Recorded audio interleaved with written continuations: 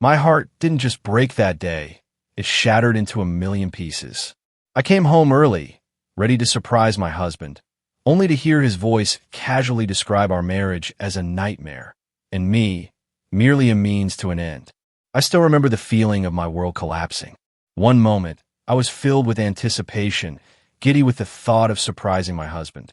The next, his words ripped through me, turning my entire reality into a cruel, twisted lie. We had just celebrated our 3-year anniversary, a beautiful, intimate vow renewal where he'd cried openly, swearing I was the best thing that ever happened to him. And I believed him. I truly believed him. My family, you see, has money, not extravagant wealth, but enough that I've never worried about bills.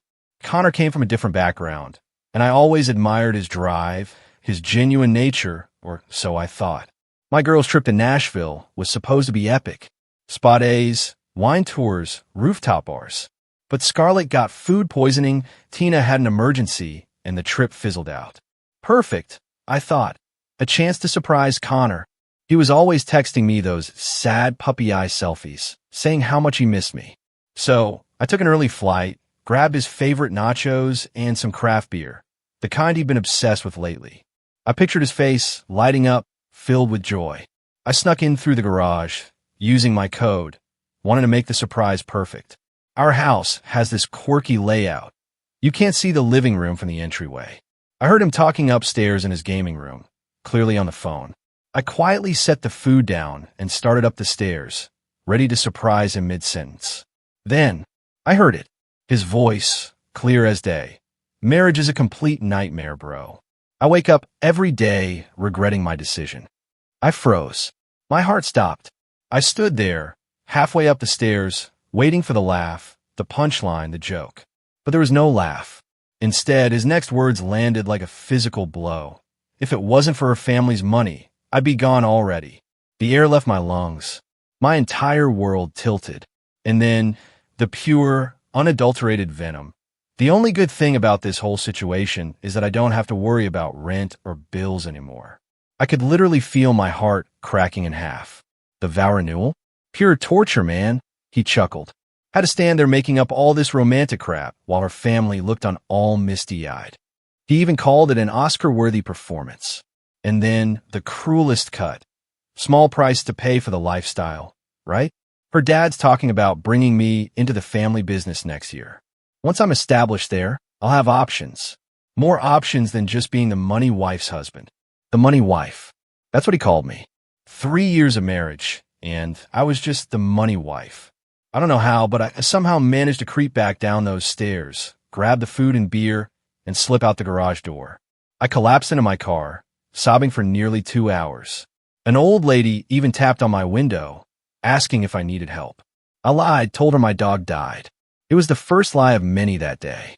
I returned the food, fabricated a story about him not feeling well, and texted my friends that I decided to grab a hotel near the airport to catch up on emails.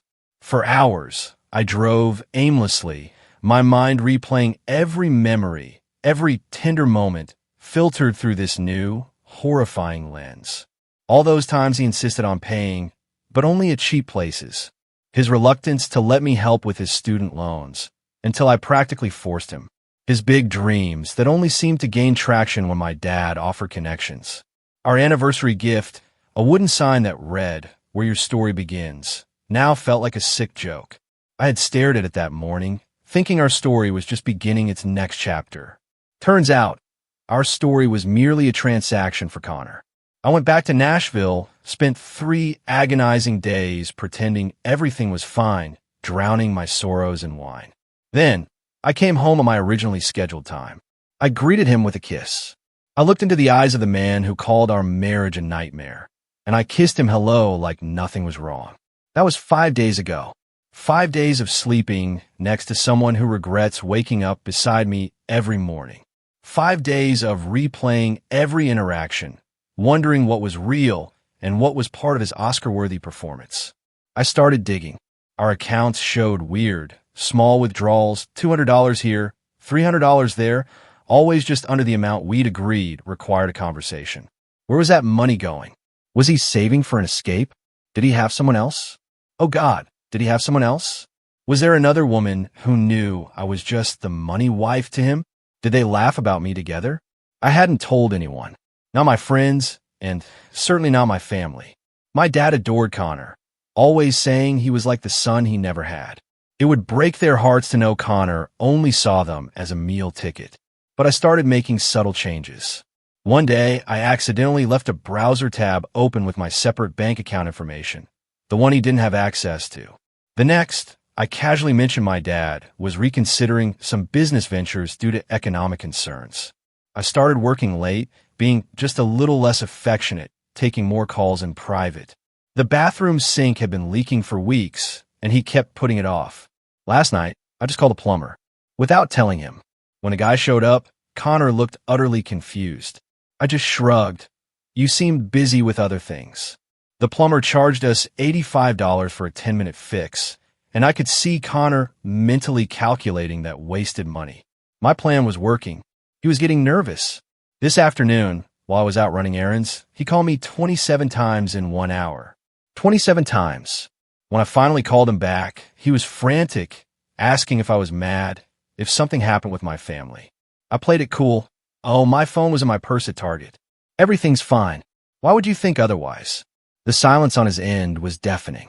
So here I am, typing this from the bathroom, shower running so Connor doesn't hear me crying. I know I need to confront him, but I have to be smart. We have joint accounts. My mistake. My name's on the mortgage. He's on the deed. Everything is tangled. Part of me wants to scream in his face, but another part, the one that's been honed by his deception, wants to be strategic. What if I slowly withdraw emotionally while getting my financial affairs in order? What if I document everything? What if I let him think everything is okay until it's decidedly not okay for him? I think that's what I'm going to do. He spent 3 years lying to my face. Maybe I can manage a few weeks of the same. The hot water is probably running out now, and he'll wonder why I've been in here for 45 minutes. I'm going to go out there, kiss my husband goodnight, and lie beside him while planning my exit.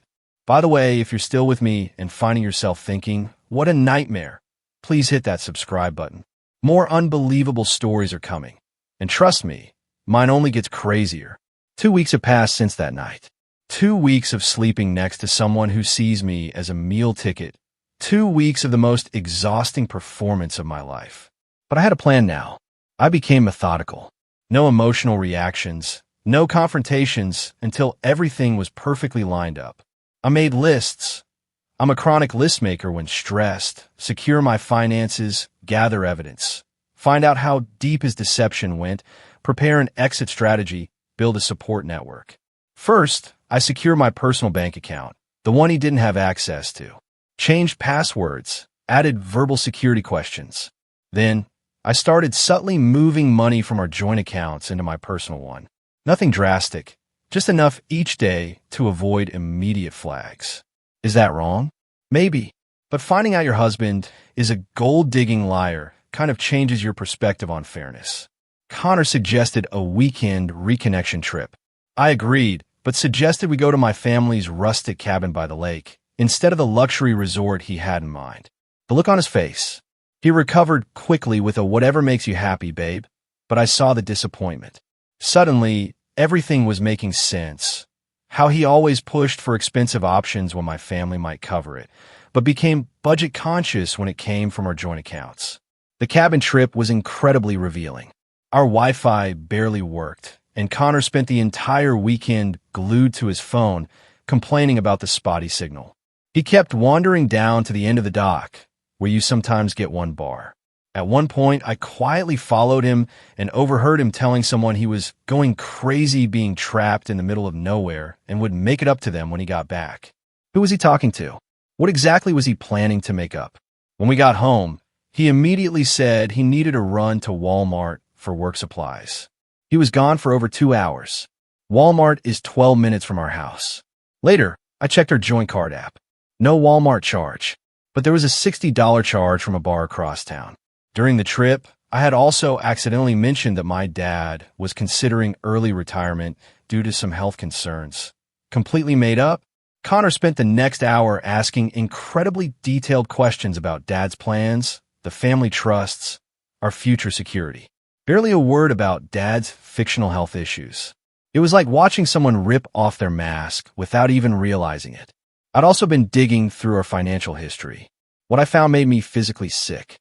Over 3 years, Connor had borrowed nearly $17,000 from our joint accounts for business expenses and investments, money that never returned and he couldn't properly account for. There was a pattern of large withdrawals right before he visited his hometown, suggesting he was supporting someone or something there that I didn't know about. Last week, while he was at the gym, I did something I never thought I'd do. I went through his nightstand. Inside, I found a second phone, a cheap prepaid one from Target. It was password protected, but classic Connor, he'd scribbled the code on a sticky note stuck to the back. The phone had only one contact saved. Dozens of texts arranging meetups and discussions about money. Some reference to long-term plan and staying the course. One from 3 months ago literally said, "Just 2 more years and we're set." 2 more years until what? I took pictures of everything before carefully replacing it. The psychological warfare was the strangest part. I continued altering my behavior. Less affectionate, more private calls, casually mentioning conversations with our family lawyer. Nothing confrontational, just different. And Connor was losing it. 2 nights ago, he actually went through my closet while I was in the shower. I only knew because he left my boots in a different order than I keep them. Yes, I'm that person who arranges her shoes precisely. When I came out, I didn't say anything, just rearranged them while he watched from the bed, pretending to be on his phone. Yesterday, I found him scrolling through my iPad search history while I was making dinner. I'd intentionally left searches for signs your husband is cheating and separate bank accounts in marriage for him to find. When I walked in, he practically threw the iPad onto the couch and started rambling about how much he loved the lasagna I was making, even though I was clearly making stir-fry. Our fridge had been making a weird clicking sound for months, and he always said he'd fix it. Yesterday, I mentioned maybe we should just buy a new one, and he immediately went into fix-it mode, spending 2 hours tinkering. Suddenly, all those household tasks he'd been putting off for months were getting done.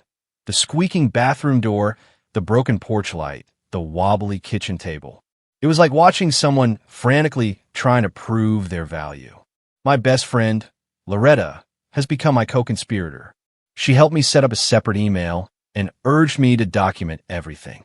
Last Wednesday, I was working late at a client meeting, truthfully, just at Starbucks, scrolling through surviving infidelity forums and taking notes, when Connor showed up unannounced with dinner. He'd never done this in 3 years of marriage. He claimed he was just missing me, but spent the entire impromptu dinner interrogating me about a call he'd overheard, where I'd said something about making big changes. The call was about redoing our guest bedroom, but he didn't need to know that.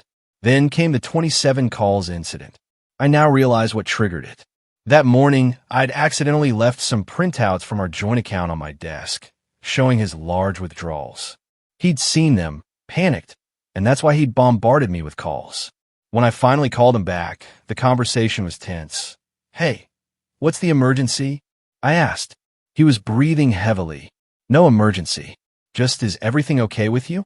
With us? You've been different since you got back from Nashville." "Different how?" I pushed. "I don't know, just distant. And you've been taking a lot of private calls. And you mentioned something about your dad reconsidering his business plans. I'm worried about you. See how he slipped in concern about my dad's business between his fake concern for me? Classic Connor move, but I finally recognized it. Everything's fine, just busy with work," I said. Why would anything be wrong? The silence was so long, I thought the call had dropped. "No reason," he finally whispered. "I just love you, that's all." "I love you too," I replied. The biggest lie I'd ever told. After we hung up, I cried for an hour in my car, not because the marriage was ending, but because I was mourning the relationship I thought I had. The Connor I fell in love with didn't exist. He was a character played by a man who saw me as nothing but a bank account with a body attached. Last night, he suggested another vow renewal, for our parents this time. When I asked why the sudden interest, we just renewed 2 weeks ago, he stammered about celebrating our love with everyone important to us. Translation: he was panicking about his gravy train derailing, desperate to cement his position with my family.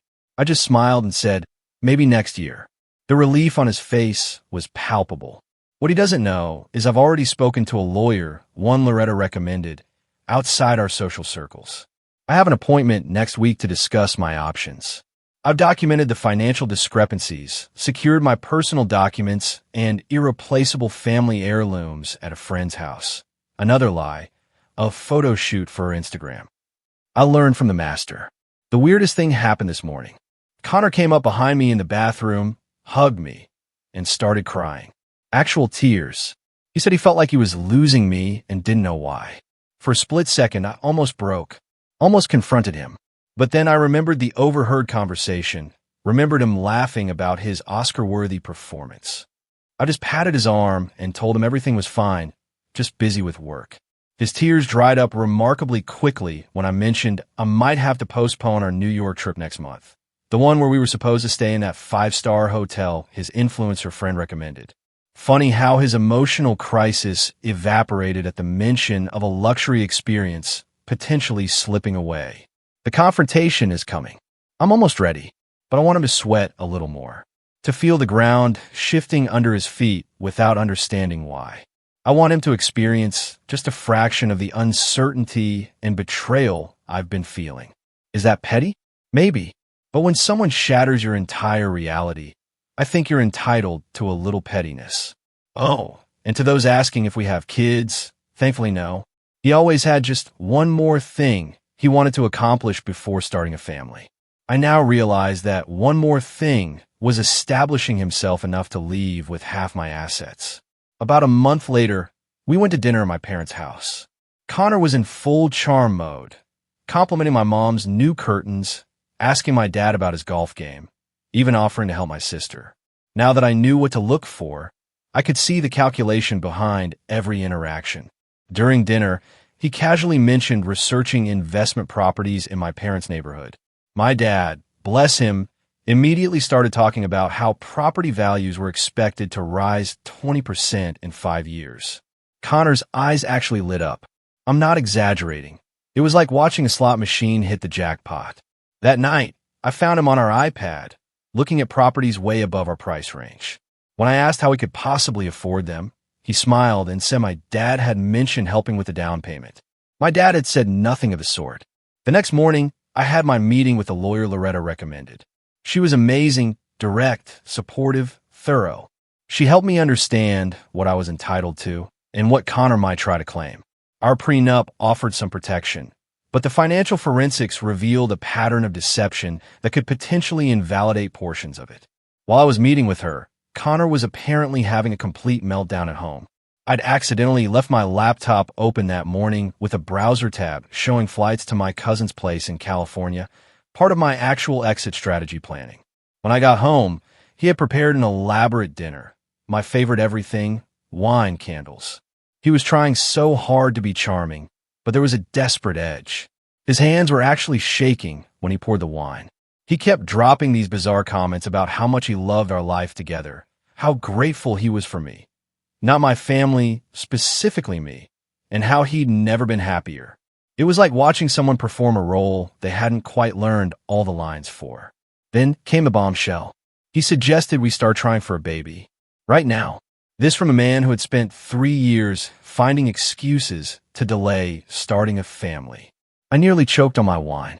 When I asked why the sudden change of heart, he gave me this speech about realizing what truly matters, finally ready for the next step in our journey. He even got teary-eyed. Oscar-worthy indeed. I smiled. That's quite a coincidence, I said, because I've been doing some thinking about our future too. The hope that flashed across his face was almost sad. In fact, I continued, I've been reflecting a lot on our relationship since I got back from Nashville. The hope vanished, replaced by something closer to panic. He reached for his wine glass, so quickly he nearly knocked it over. What kind of reflections? He croaked. That's when I decided to start laying my cards on the table. Not all of them, but enough to watch him squirm. I said I've been thinking about honesty in marriage, about what people really want versus what they say they want. Connor's face went so pale, I thought he might pass out. What does that mean? He barely managed. Instead of answering directly, I asked if he remembered what he said in his vows at our renewal ceremony, about how meeting me was the best thing that ever happened to him. He nodded, attempting a smile that looked more like a grimace. "Did you mean it?" I asked. "Of course I did," he insisted, reaching for my hand. I pulled my hand away, slowly. "That's interesting," I said, "because I could have sworn I heard you tell Danny that the vow renewal was pure torture, and that you had to make up romantic lies while my family looked on, all misty-eyed." The color drained from his face completely. His mouth opened and closed several times, but no sound came out. When he finally tried to speak, I continued, "Or maybe I misheard. Maybe you didn't call our marriage a nightmare and say you wake up regretting your decision every day. Maybe I imagined the part where you said the only good thing about our relationship is my family's money." Connor knocked over his wine glass, sending red wine cascading across our white tablecloth. He didn't even move to clean it up. He just stared at me with an expression of pure horror. When he finally asked when I heard it, I told him, "When I came home early from Nashville to surprise you." "Surprise, baby. You completely misunderstood," he began, his voice taking on that soothing tone he uses when he thinks I'm being emotional. "I was just venting to Danny about a rough patch. Everyone says things they don't mean when they're frustrated." "A rough patch," I repeated. "Interesting. And which part was the misunderstanding? The part where you call me the money wife? Or the part where you said you're only sticking around until you're established enough to have options?" His face went from pale to gray. He clearly hadn't realized how much I'd heard. He stammered that it was taken completely out of context. "Then please, Connor, explain the context where telling your friend our marriage is a nightmare and you're only with me for financial gain makes sense." He couldn't. Instead, he switched tactics, going from denial to tearful apology in seconds flat. He claimed he'd been going through a personal crisis, that he didn't mean any of it, that he loved me more than anything. I just sat there, watching this performance with new eyes. All the things I used to find sincere, the tender glances, the earnest declarations, the vulnerable moments, now looked like carefully calculated moves in a long con. "Are you leaving me?" he finally asked, his voice a whisper. "I haven't decided yet," I lied. Of course, I had decided, but he didn't need to know that yet. What followed was 2 weeks of the most exhausting emotional manipulation I've ever experienced. Connor pulled out all the stops, flowers to my office, increasingly desperate notes, contacted my parents, suggesting couples therapy, rich, coming from someone who thought our marriage was a nightmare. He even reached out to Loretta, trying to get her to talk some sense into me. The most telling part? During his entire campaign to save our marriage, he never once mentioned my family's financial situation. It was like he was carefully avoiding the very thing that had motivated him all along. Meanwhile, I continued executing my plan. I moved the remaining funds from our joint accounts into my secured personal accounts. I spoke with my family's financial advisor to ensure Connor couldn't access any family assets. I packed essentials and irreplaceable items and moved them to a storage unit he didn't know about. I also had one of the hardest conversations of my life with my parents. My dad had always thought of Connor as the son he never had. My mom adored him. Telling them their beloved son-in-law was a fraud who only wanted their money, and connections nearly broke them. Dad wanted to confront Connor immediately, but I convinced them to follow my lead for just a little longer. 3 days ago, the dishwasher broke down. Perfect timing, right? Connor immediately volunteered to call someone to fix it. Unusual, since he normally complains about repair costs. I said we should just buy a new one, and he agreed without even asking about the price. He was desperately trying to appear unconcerned about money now. Last night, we attended a dinner party at my friend Scarlett's new house. Connor has always found Scarlett a bit much with her loud personality, but last night he was hanging on her every word, laughing at her jokes, even complimenting her TikTok dance videos he'd previously called embarrassing for her age. Halfway through dinner, Scarlett's boyfriend Lucas, who knew nothing of my situation, casually mentioned a news story about a guy who had scammed his wealthy wife for years. Everyone laughed about what an idiot the man was to think he could get away with it. Everyone, except Connor, who suddenly became very interested in his mashed potatoes. When Lucas asked him what he thought, Connor muttered something about not all relationships being what they seem on the surface. The table went quiet. I could feel Scarlett looking at me, confused by the sudden tension. I just smiled and asked her to pass the salt. On the drive home, Connor was unusually quiet. When we pulled into our garage, he turned to me with this desperate look and asked if everything was really okay between us. I told him I didn't know what he meant. He said things had felt off for weeks, and he couldn't shake the feeling that something was terribly wrong. I looked him straight in the eyes and said, "Maybe you should check your conscience if you're feeling that something's wrong." He flinched like I'd slapped him. This morning, I found him going through our wedding album, something he hasn't looked at in years. He claimed he was feeling nostalgic, but the panic in his eyes told a different story. He was trying to find clues about how much I knew and what I was planning. I've scheduled a meeting with my parents and our family financial advisor for tomorrow. Connor thinks it's about some routine trust matter. It's actually to formally remove him as a beneficiary from several accounts and to discuss the implications of our upcoming divorce. I've already warned my parents to act normal until after the meeting. I'm not even angry anymore. I'm just tired. Tired of the performance. Tired of watching him scramble. Tired of pretending I don't know our entire marriage has been a business transaction to him. Tonight, Connor suggested a second honeymoon to reconnect, showing me pictures of a ridiculously expensive resort in Bali. The old me would have been thrilled. The new me just wondered how much of my family's money he was planning to spend on this last-ditch effort. I smiled and told him it sounded lovely, but maybe we should talk about it after the meeting with my parents tomorrow. The relief on his face was immediate. He clearly thinks he's still got time to fix whatever's broken. He doesn't realize that by this time tomorrow, his carefully constructed world will be in pieces. The meeting is scheduled for 10 a.m. By 11 o'clock, he'll know that I've known everything for weeks. By noon, he'll be faced with the reality that the gravy train has not only stopped, but is reversing course at high speed. The meeting with my parents and the financial advisor, it went exactly as planned. And Connor's face when he realized what was happening, that's something I'll cherish forever. We all sat down in my dad's home office. Me, Connor, my parents, and Mr. Bradshaw, our family's financial advisor. Connor was all smiles, probably thinking this was his chance to cement his position in the family finances. Dad started by asking Connor if there was anything he wanted to tell us. Connor, confused, said no, everything was great. Dad nodded, then pulled out a folder. Inside were printouts of Connor's secret withdrawals, screenshots of text messages to Dee about the long-term plan, and the coup de grace, a transcript of the phone call I'd overheard where he called our marriage a nightmare. You should have seen his face. It was like watching someone's entire world collapse in slow motion. He went from confused to shocked to panicked to calculating in about 10 seconds flat. He immediately tried to claim it was all a misunderstanding, that he'd been going through a rough time, and said things he didn't mean. Mom, who had been quietly seething since I told her everything, finally lost it. She called him a gold-digging parasite and said she'd never been so disappointed in her judgment of character. Connor actually tried to appeal to her, saying they'd always had such a special bond, that she knew the real him. Mom just laughed and asked which version was the real him, the one who called his marriage a nightmare, or the one who cried during his vow renewal.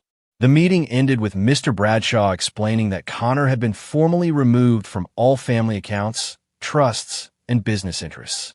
Dad informed him that divorce papers would be delivered that afternoon, and that he had 24 hours to remove his personal belongings from our house. Connor's final play was to turn to me, tears in his eyes, actual tears, the man deserves an Emmy, and ask if I was really going to throw away 3 years of marriage over one stupid conversation. I looked him straight in the eyes and told him I wasn't throwing away anything. He'd already done that when he decided I was nothing but a meal ticket. The divorce process itself was surprisingly quick. Turns out, when one party has overwhelming evidence that the other entered the marriage under fundamentally fraudulent pretenses, and said party has the resources for good lawyers, things can move efficiently. Connor fought it at first, demanding half of everything, including future interests in my family's business. His initial counteroffer was so outrageous, even his own lawyer looked embarrassed. But his position weakened considerably when my team presented the evidence, the unexplained withdrawals, the hidden accounts we discovered, and most damning of all, the recordings of him admitting he'd married me for financial gain. In the end, he walked away with significantly less than he'd hoped for, though still more than he deserved, in my opinion. The most satisfying moment came during our final mediation session. Connor's lawyer brought up his significant contributions to building my career and supporting my family's business interests. My attorney simply played the recording of Connor telling Danny that being my husband was his meal ticket and referring to me as the money wife. The look on Connor's face when he realized his own words had destroyed his leverage was priceless. Beyond the legal proceedings, these months have been a roller coaster. The first few weeks after the confrontation were the hardest.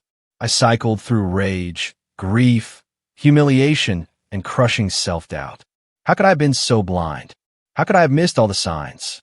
My therapist, yes, I got an excellent therapist, best decision ever, helped me understand that Connor's deception wasn't successful because I was stupid or naive. It was successful because he was calculating and skilled at manipulation. She helped me see that trusting someone isn't a weakness. Breaking that trust is the failure, not giving it. I moved out of our house even before it was sold. Too many memories tainted by the knowledge that Connor had been performing rather than loving me there. I found a beautiful apartment downtown, much smaller than our house, but completely mine, decorated exactly as I want, with no consideration for anyone else's preferences. The first night in my new place was weirdly hard.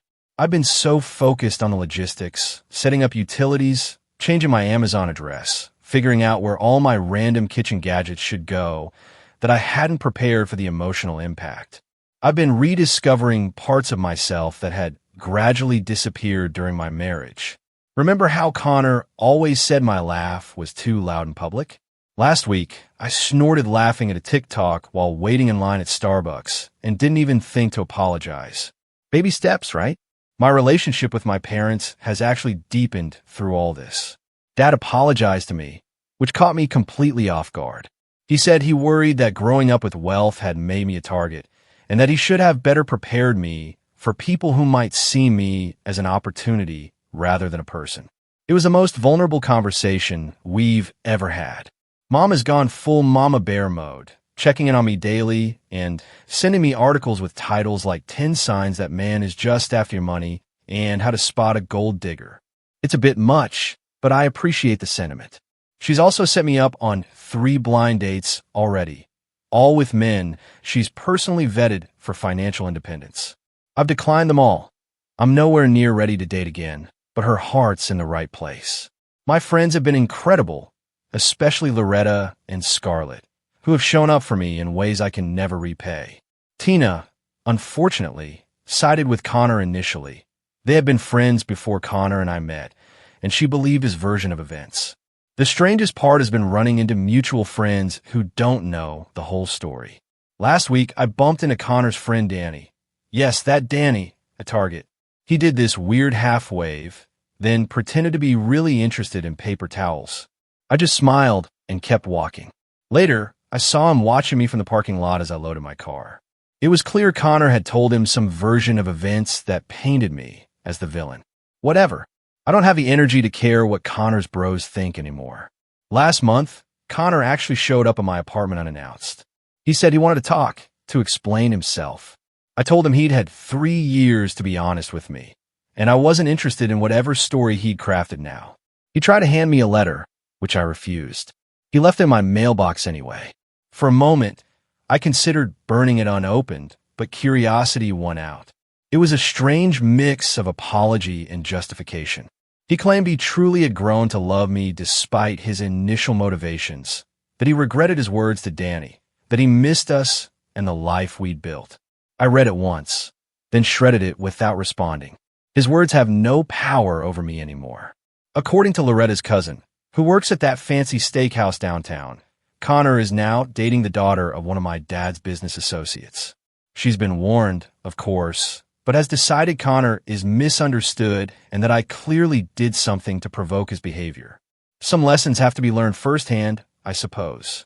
I've also gotten really into cooking, something Connor always dominated in our relationship. Last night, I made this amazing mushroom risotto that actually turned out edible. Progress. Do I still have bad days? Absolutely. Sometimes I wake up furious that I gave 3 years of my life to someone who saw me as nothing but a bank account. Sometimes I worry about trusting anyone romantically again. Sometimes I still replay conversations and interactions, looking for signs I should have seen. The divorce was finalized last month, 47 days faster than average for our county. The house sold quickly, and I used my portion to pay off some student loans I've been carrying forever and invested the rest.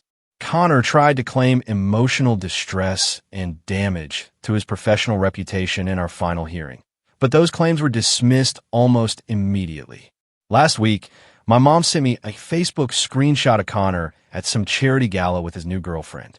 My first reaction wasn't jealousy or anger. It was relief. Relief that he's someone else's problem now. Relief that I don't have to wonder if every smile, every kind word, every gesture of affection is part of some elaborate performance designed to access my family's money. The money wife is dead. Long live just plain Natalie. Oh, and remember that second phone I found with the mysterious contact D? Turns out D stood for Denise, Connor's ex-girlfriend from college. She conveniently reached out to him 6 months after our wedding. Apparently, they'd been in contact the entire time we were married, with Connor sending her money regularly and promising they'd be together once the plan was complete. She attached screenshots of their conversations as proof, including one where he told her our vow renewal was the last hurdle before they could move to phase 2. I wasn't even angry when I read her message. I just felt sorry for her. She actually believes she's special, that he wouldn't do to her what he did to me. I sent her back one message. Good luck. You'll need it. Connor's parents actually reached out to apologize after everything came to light. They had no idea what he'd done and were horrified. We exchanged holiday cards, but nothing more. Some connections just aren't worth maintaining. It's been a wild ride, and I've learned more about myself and human nature than I ever wanted to. Have any of you ever had an experience where someone you love turned out to be a completely different person? What did you do? Share your thoughts and stories in the comments below. I'm really interested to hear what you all think.